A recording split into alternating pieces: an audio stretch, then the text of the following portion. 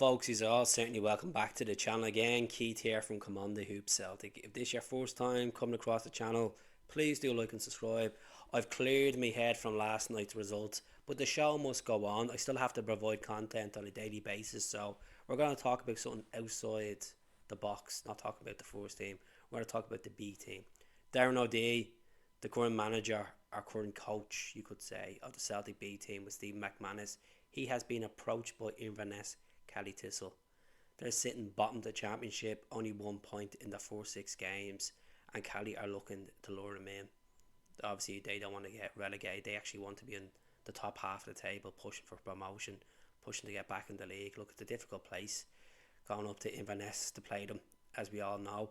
We've had some mad moments up there for the senior team, but Darren O'Dea's been a good servant for Celtic from youth level up to senior side, like playing Champions League games, man of the match, some iconic performances, some historic derby goals as well in there. So it wouldn't bother me too much if he moves on. He's been the head coach or the B team coach since 2021. So if he moves on, who'd you bring in? Now, in my eyes, I think this would be a perfect fit because I think having that name around Lennoxtown would motivate players coming through the youth system. He's a good knowledge of the game. He's been a fantastic captain. It would be Scott Brown. Scott Brown was relieved of his duties from Fleetwood Town less than 2 weeks ago. Obviously, they replaced him with Lee Johnston. They're not sitting well. They're like bottom of League One at the moment. So they're not looking good, but 1 point as well. Would you take Broony back as a B team coach? Hell yeah, I would. I think Scott Brown and Celtic, there's always going to be that connection.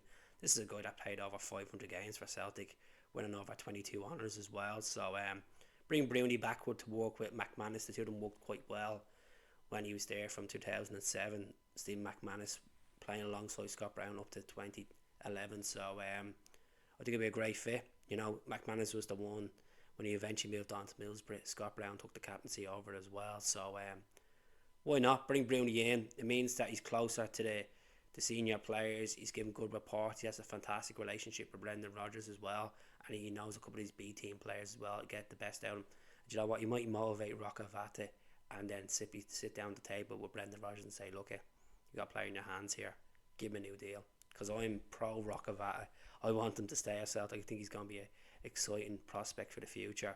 So that's if Scott Brown's willing to listen to Celtic. You know, he might just want to take a time off the game for the year and just get himself together. Or maybe he'd be looking for a senior management job. Maybe he's waiting for someone to be sacked in the top league and maybe looking there, because originally I thought he'd be linked with the Hibs job. Obviously Dave went out and got that candidate from Australia. So interesting times for Broony.